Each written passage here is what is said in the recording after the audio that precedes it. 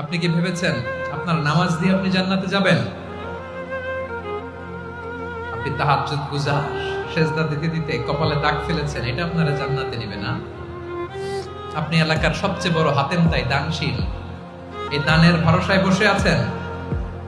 Question কালো আমাদের নামাজ, আমাদের রোজা, আমাদের ইবাদত, এগুলোকে মিজানের পাল্লায় উঠালে কোনো ওজনই হবে না। তবে আমাদের একটা কৌশল জানা আছে, আমরা আল্লাহর রহমতের ভিখারি। আমরা সেদিন আগেই গুনার স্বীকৃতি দিয়ে দেব।